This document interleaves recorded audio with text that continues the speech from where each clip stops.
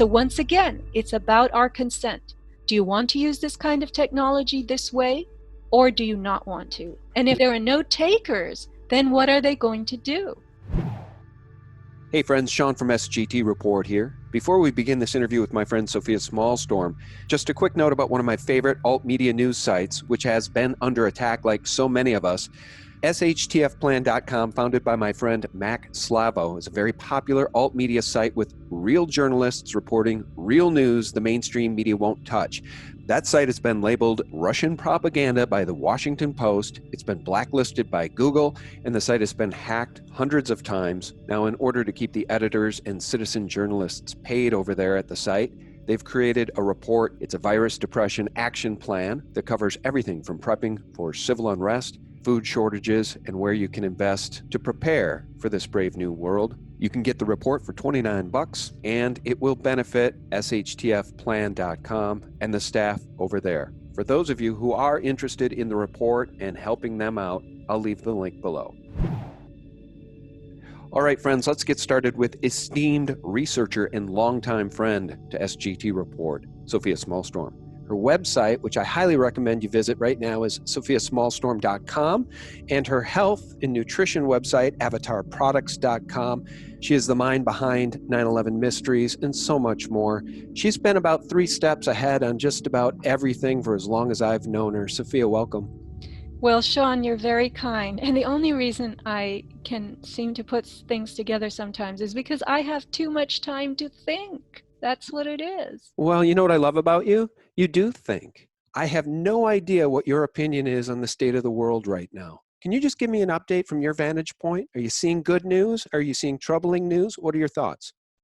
Well, Sean, I am very taken aback by how fast we have had the New World Order book thrown at us in the last few weeks. I never thought that they would tighten the screws this quickly and this hard, but they have done just that. And so, lots of my peers and friends and fellow researchers have expressed the same thing, that they just couldn't see this coming as fast as it did. And I believe that the perpetrators studied storyboards for many, many years. They came up with the best one in their opinion, and it has worked. This virus thing, we've been conditioned through computer viruses to dread the idea of a virus. Computer virus will mess up your computer. You have to get an antivirus. Now we have this supposed biological virus going on. But Sean, here's what I have to say to people. We are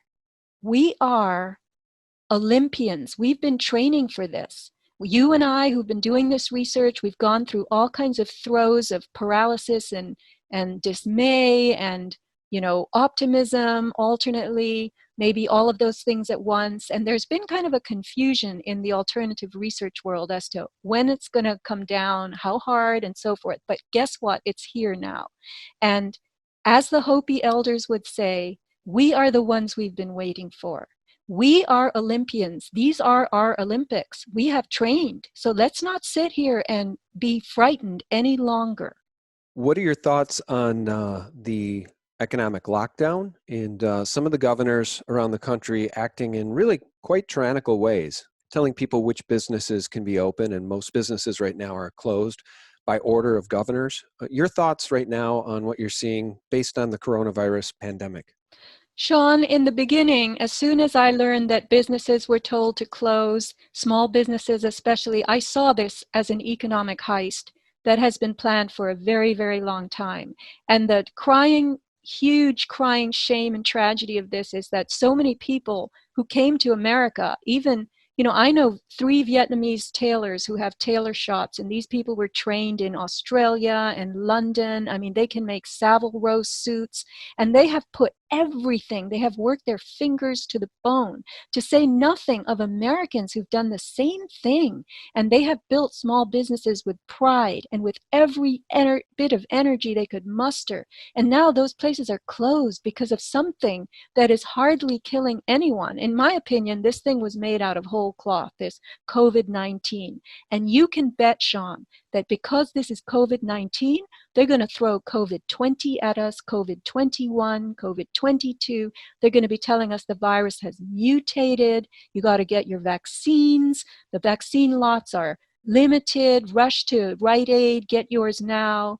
But really and truly, this is the economic takedown and this social distance separation that they've given us. You can't stand near a stranger and exchange thoughts about this on the checkout line, you know?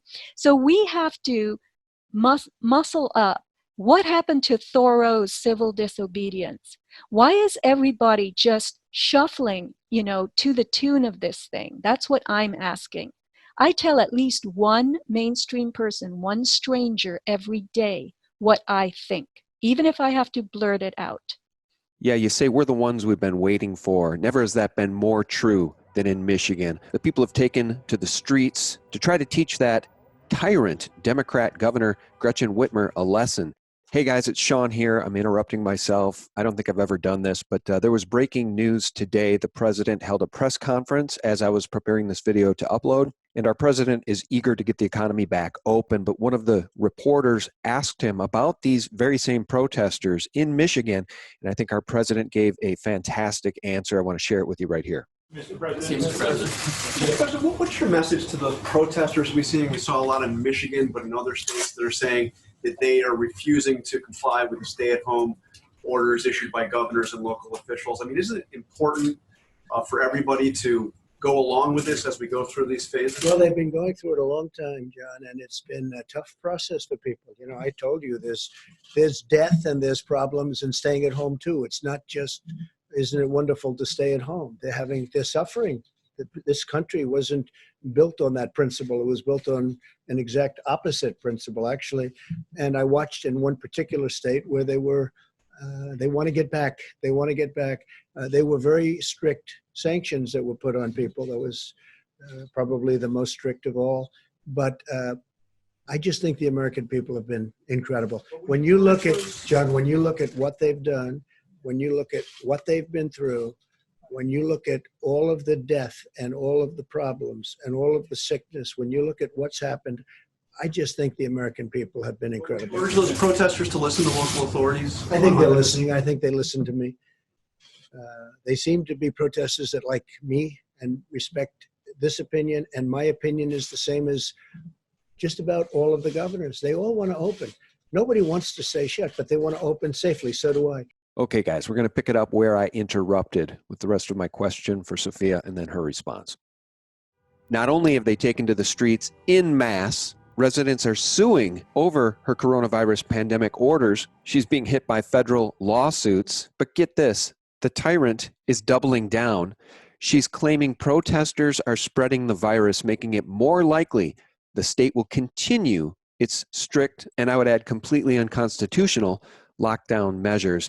Sofia, some of these state governors are absolutely out of control. They need to be thrown out of office, impeached, whatever. We the people do not have to stand for this. We're sovereign human beings, but it does beg the question, why aren't we seeing more protests like the ones we're seeing in Michigan? Why aren't people all over the country taking to the streets and defying this open tyranny? Sean, I have to call attention to the plastics, the estrogen mimicry in chemicals that we've been dealing with, and the American male or males in America have been exposed to feminizing chemicals, feminizing compounds. Their testosterone production is way down. I've learned that a man today has half the sperm count of his father and grandfather, certainly. And so I think this is contributing to this, you know, mealy-mouthed acceptance of what's happening. And I was told by someone whose brother is a deputy sheriff here in North County that he has been walking the beach and shooing surfers off the beach. I mean, can you imagine in California telling surfers they can't surf? Luckily, they have given us a lot of artificial rainfall, and it's been pouring and cold and windy out, so people aren't so sad and upset not to have beach access. But we have warm weather coming this week, and we're heading into May, and we're going to be in the summer pretty soon. So this deputy sheriff is telling the surfers, look guys, why don't you just do what you're supposed to do, and the more you do what you're supposed to do, the faster we'll get through this. And I told the woman who told me, I said, no, he should not be saying that. He should not be telling people to just get in step and shuffle along with the commands, because the more you do this, the faster you're going to lose your freedoms, all of them. So I'm told that the people in blue who are enforcing this, because this couldn't be enforced if the uniformed people of this country were not doing their job. But at some point, everybody has to think. The policemen's children are stuck at home. They can't go to school. They even removed the swings from the local playground. So what are children supposed to do? I've heard from another law enforcement officer in Virginia that there's now mayhem among adolescents. They're starting to loot. They're getting out of control. They're starting to, vandalize. So when is that going to take hold if there's enough testosterone? I don't know. Well, that's what's been troubling me too, is the propensity for so many of these police officers to act like jackbooted thugs. And you've probably seen the video of the paddleboarder who was arrested for daring to be out in the ocean by himself off the coast of Malibu just a week or two ago. And that's the part that really troubles me. I agree with you. I wonder why so many of these cops are so eager to now behave like jackbooted thugs in the name of this coronavirus lockdown and social distancing and sheltering in place. That's what I find most troubling, to be honest with you. Well, Sean, I was informed by a police officer in another state, not California, but this extends to every state in this country, that a ticket, a citation, is an offer of contract in commerce. And you can accept the citation. I mean, they really can't cite you unless they know your name. And if you give them your name, that's one thing. They can escort you to your vehicle where you have ID. But the fact is, if you are given a ticket, you have 3 days to decline that offer of contract in writing. So people need to know this. These are $1,500 fines that they're levying every which way here when you go to the beach or you're in the park. But that is an offer of contract in commerce. So I think people have to start looking up what the legal latitude is with this, because you do not have to pay that. You can decline it in writing. It's like any contract. You have 3 days to look it over and then to say no, thank you.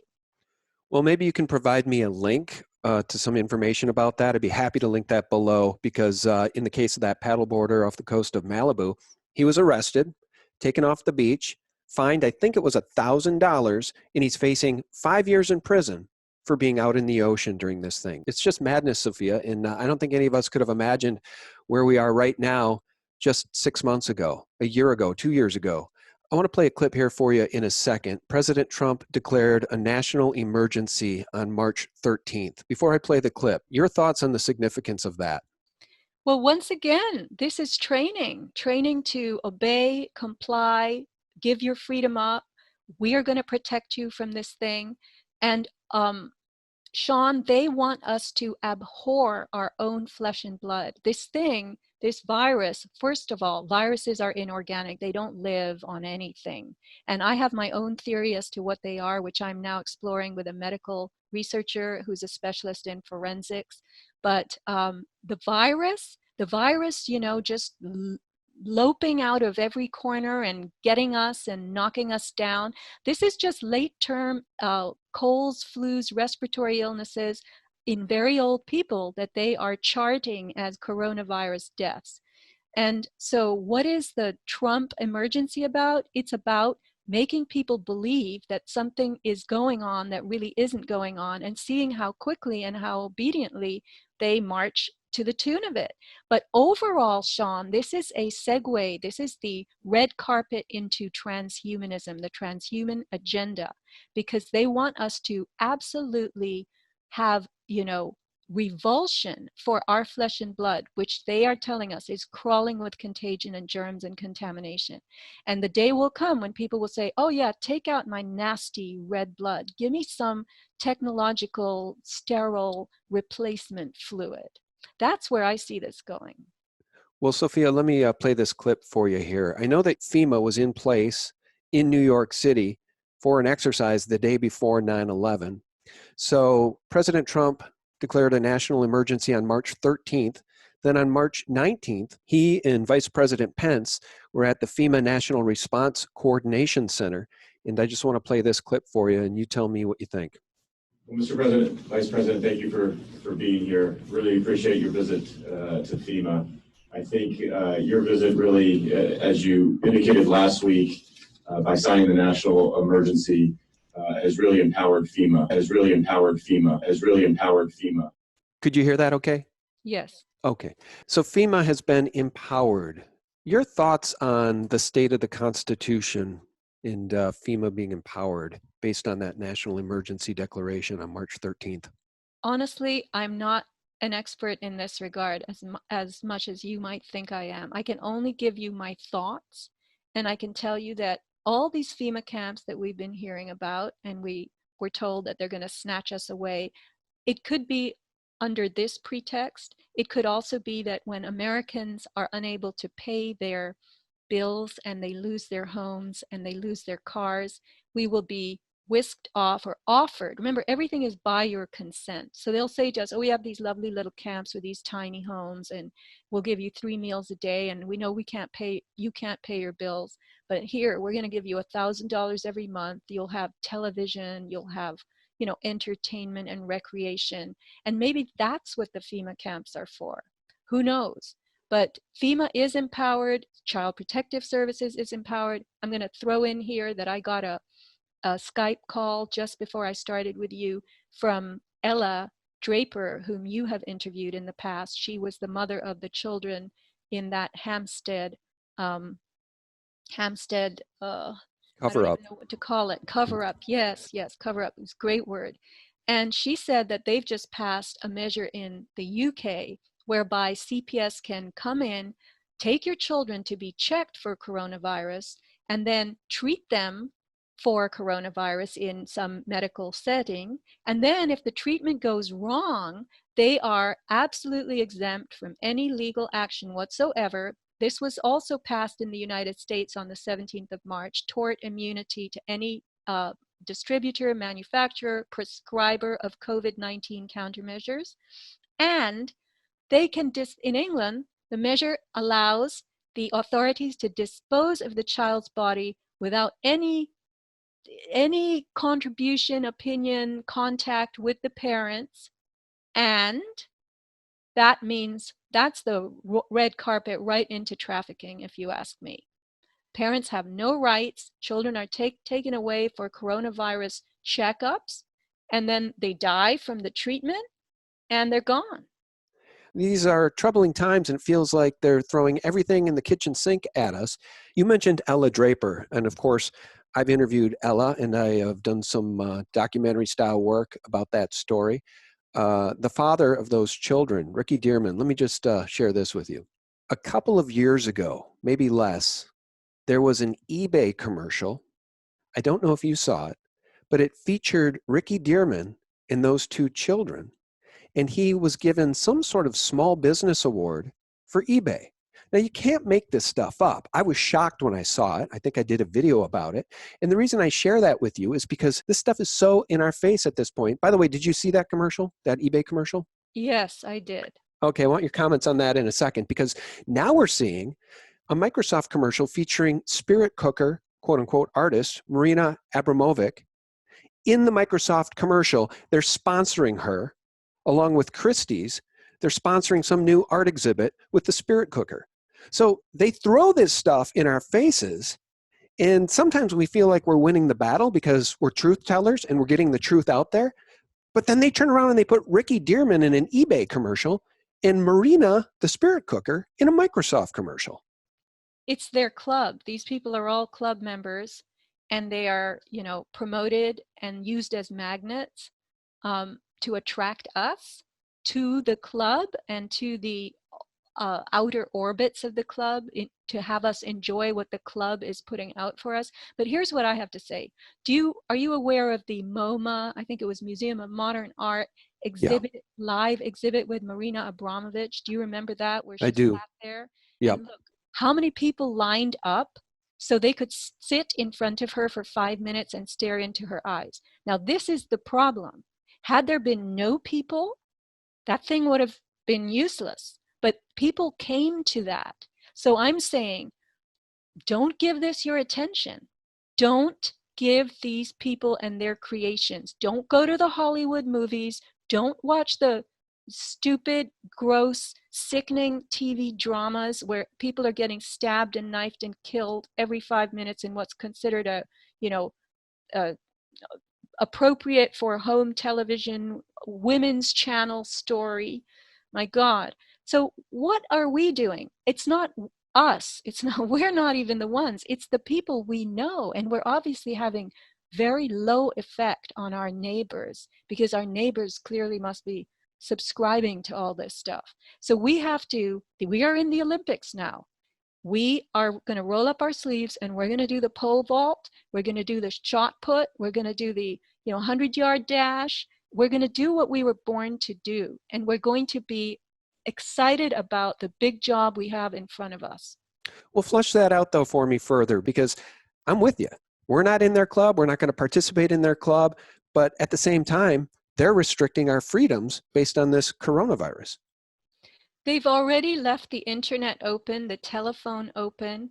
We can reach out to people in our circle, our greater circle, people who don't understand what's going on. There are a lot of people, Sean, who are confused out there. They might be mainstreamers, but they don't understand why this is hitting so hard. And we can explain certain things to them. Let us use the channels that are open to us. We are allowed to exercise alone.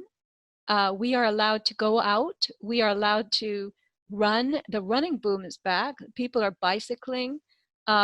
Let's do everything we can do. And if we can practice civil disobedience, if we're brave enough to do that, let's do that too. Because these citations and things that they give us are offers in contract for commerce. And we don't have to agree to the contract. We don't have to pay the fine if we are aware of our rights. So they're throwing the coronavirus book at us through the contracts and commerce world, seriously. And our consent is the thing that we wobble on. People are telling me, oh, mass vaccinations are coming. And the fact is that mass vaccinations will be given conditionally. There has to be conditional acceptance. So you might say, all right, I'm going to go to Texas for my niece's wedding and I'm going to fly. And they'll say, oh, Sean, sorry, you can't because the airways are federally regulated and you cannot go in the federal airspace unless you have the Corona-19 or coronavirus 20 vaccination or both. And you'll say, all right, well, I don't want to be vaccinated. And they'll say, okay, well, then you can't fly. So that's cut off your list.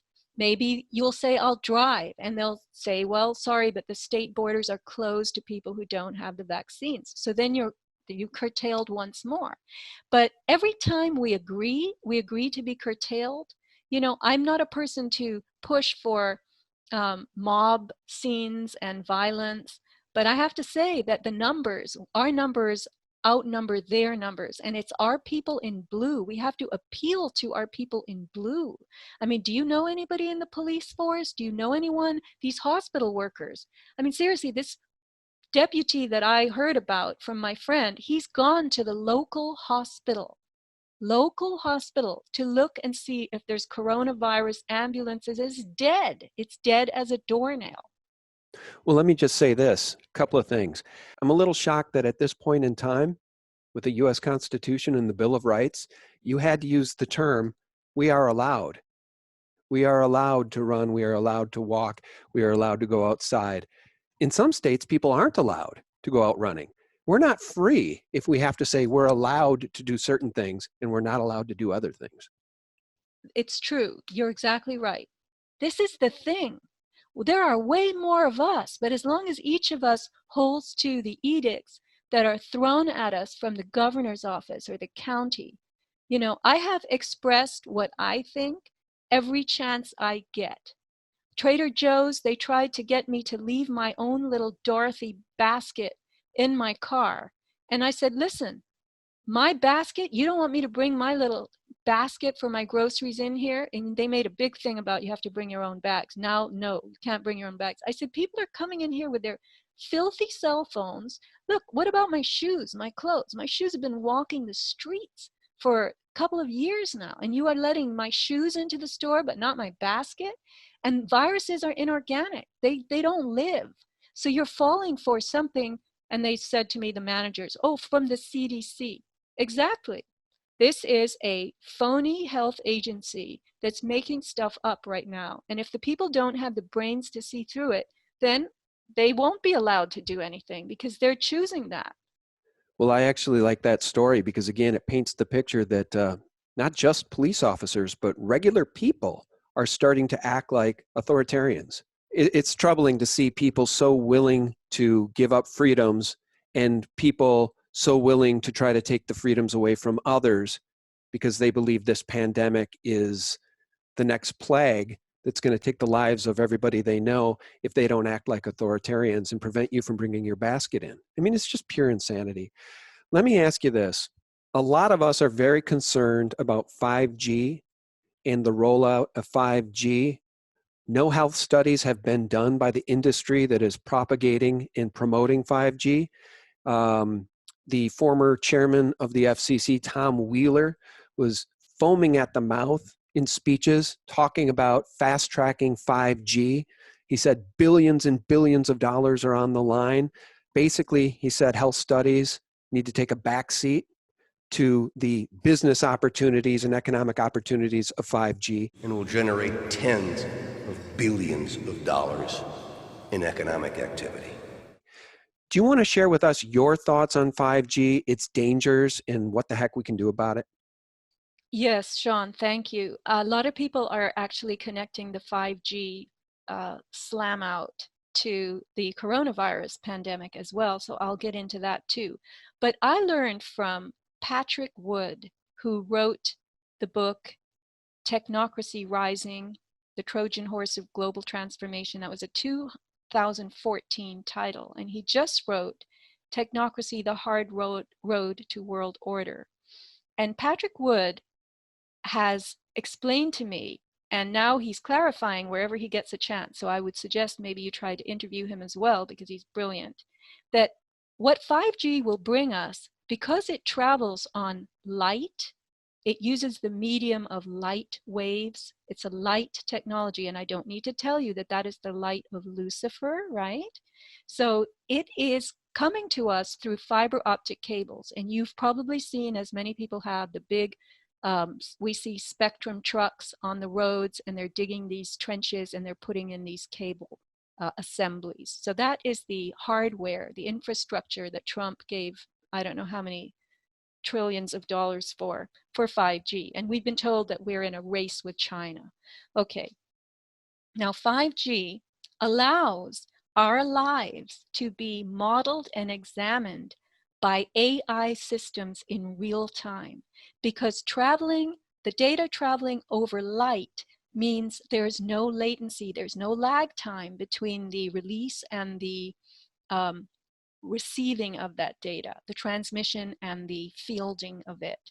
So over copper wires, that was the type of infrastructure they had used for 3G and 4G. But light is not going to provide any delay. So as you turn on your faucet with your radio read water meter and you run your whatever washer or dryer, the electricity will be shown through the smart meter, everything, all the intelligent systems in your house watching you. This is about surveillance. And the surveillance will be fed back to AI systems, which will then sort, collate, analyze as they have been trained to do. And we will be sorted. The citizenry will be sorted out based on behavior patterns. So this is something people have to be aware of. And I want to say here, and I don't mean to sound like I'm a mean person, but I haven't used 3G and 4G.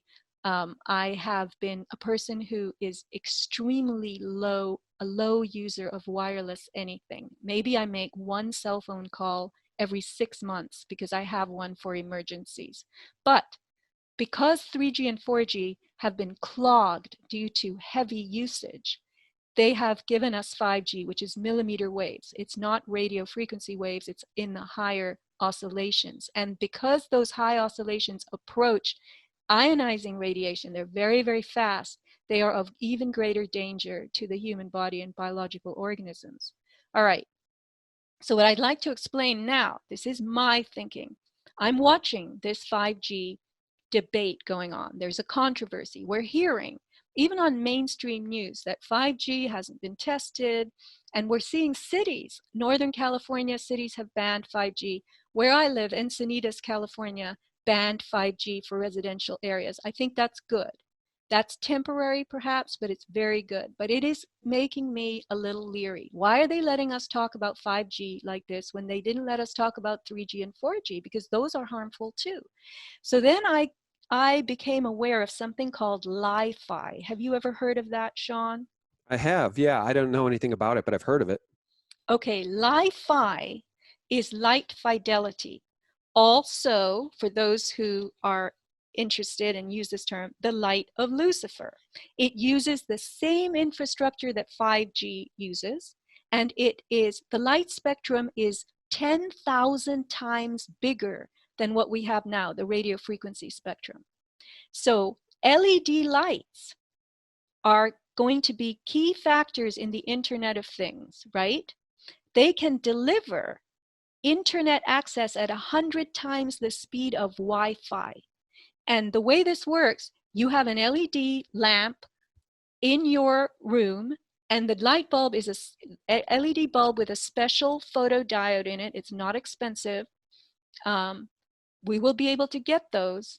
And then you simply move your device, like your iPad or your phone, into the light, and boom, it will download videos. The internet will, everything you want happens. It can download at speeds of over 200 Gbps, gigabytes per second, fast enough. This is 23 DVDs in 1 second. And it uses the LED flickering, which is thousands of times every second. And once again, this is what I think they're going to bring in. They might do the Hegelian thing where they're proposing 5G and people are going, no, it's very dangerous. And then they'll say, okay, here's Li-Fi. How do you like that? It's just light bulbs. You all have had LED bulbs in your house for years. You're not afraid of them, right? And people go, no, light bulbs, yeah, I'm good with that. So here's something that they could throw at us or introduce at the last minute. And they've already got the hardware ready for it, the cross-country, transatlantic, trans-Pacific hardware. So think about that. Yeah, the old rope-a-dope.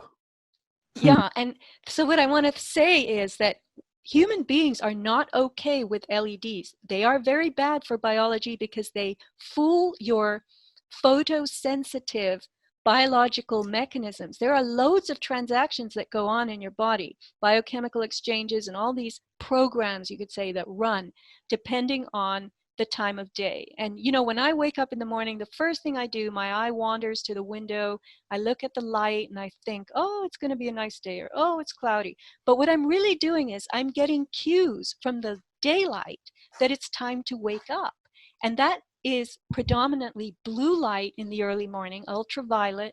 And then as the sun moves and the light gets warmer and yellower, the thermal component builds, those wake up modules in my body start shutting down, and maintenance modules wake up and get going. And then as the sun progresses into the late afternoon and the rays become more infrared, the hurry and do the daytime maintenance stuff starts shutting down, and your body starts going into evening mode. So with these artificial LEDs everywhere, which are not full spectrum and which are definitely messing with your photobiology, we're going to be in serious trouble. But also, our body uses its gap junctions between cells to communicate through another kind of light, infrared light. And this is where the cells talk to one another and they say, hey, I'm sick, I'm hurting, send something to help me. Cells are neighbors of one another exactly the way we are neighbors of one another without this stupid 6-foot separation.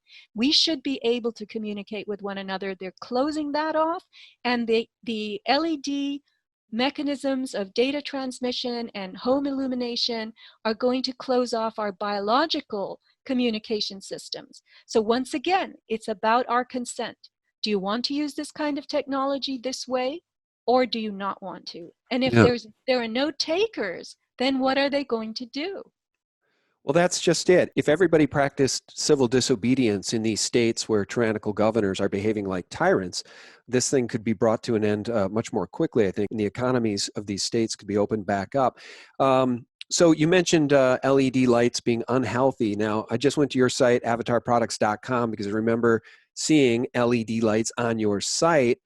And you're saying these are healthier LED lights. Let's just plug your site, avatarproducts.com. If you guys want to support Sofia, head over there because, look, we're all being hit by a barrage of different incoming New World Order missiles, and we're all feeling the effects. Tell people about these LED, they're full spectrum LED light bulbs. You have them on your site. How are these healthier than the LEDs that you just were a critic of? The LEDs that are out there are very, very blue. They make your body think that it's always night, according to Dr. Wunsch, Alexander Wunsch. He's a German photobiologist. They prevent the proper sequence of biological events that occur within us, and that's as the light moves through its full spectrum. So I would suggest that if you're going to have LEDs, these are 85% more efficient than incandescents. And there is a warm version at the 2700 Kelvin. So that's more like the incandescent bulb. And then there is the bright version. So if you live in a northern area and you have a lot of cloudy days, you might want to get that 4000 Kelvin. That's the bright white. And that would be good to have on in a dark room during the day. But these LEDs, they do not flicker. And I've only had 1 or 2 complaints from people, and I have sold now thousands of these LED bulbs since we did a show with you last time. And I thank you from the bottom of my heart. Whenever I do a show with you, I always get a lot of customer response, and people have been very happy with them. Okay. So these LEDs do not blind you. I've also heard that they destroy, the conventional LEDs destroy the photoreceptors in your eyes, and eventually they'll give you blindness. So this is what you want to avoid at all costs. And that, for that reason, this company that I have been familiar with and helping, I do a little bit of advising based on, you know, my use of their products, and then I'm also authorized to do dirty electricity remediation using their products and a couple of other products. So if people are interested in that, they have to contact me personally through either of my sites. But Sean, I'm going to say this, not everyone believes what I believe about the coronavirus. If you really think there's a pandemic out there and you really want to prevent your body from falling prey to it, I would say use that tried and true product, iodine. Iodine shows up in every cell in your body. It's a tremendous antibacterial, tremendous immune booster, and it's very, very cheap. And then, of course, there is the product Restore, which I've done well with on your site, thanks to your shows. Restore re-enables the communication between cells. The I'm lonely, help me, I'm frightened, send me some help. You can actually see under the microscope, Restore upticking health in cells and downgrading a health so that it downgrading a cell so that it commits suicide. That's the biological trigger known as apoptosis, when that cell is heading toward cancer. So I would say these 3 products, the iodine, the Restore, even the magnesium product, and the light bulbs, arm yourself with those, but don't consider this a battle that you're going to lose, because you who are listening to this, you are the Olympians as well. And I want to encourage people to celebrate their strength. As the Hopi Indians said, see who is in there with you and celebrate. At this time in history, we are to take nothing personally, least of all ourselves. For the moment that we do, our spiritual growth and journey come to a halt. The time of the lone wolf is over. Gather yourselves. Banish the word struggle from your attitude and your vocabulary. All that we do now must be done in a sacred manner and in celebration. We are the ones we've been waiting for. And I would add, Sean, you are the one you've been waiting for. Each of us must say that to ourselves. I am the one I've been waiting for. We'll end the call on that uplifting note. Guys, I'll remind you, Sofia's websites are sofiasmallstorm.com and avatarproducts.com. I will try hard to remember to link to both of those in the more information section below. Sofia, thanks so much for your time today. I appreciate you. You are very welcome. I really hope that we all get in this movement together and we know exactly how to move. Follow your instincts. Yeah, and trust your gut. All right, guys, thanks so much for tuning in. Thank you, Sofia. You're welcome. Thank you. My pleasure. And friends, for real news 24/7, you can visit us directly at sgtreport.com. The antidote to corporate propaganda and mockingbird mainstream media lies. God bless. Bye-bye. And I feel we are at that point where it's like, this looks pretty damn scary. And at the same time, I really feel a lot of hope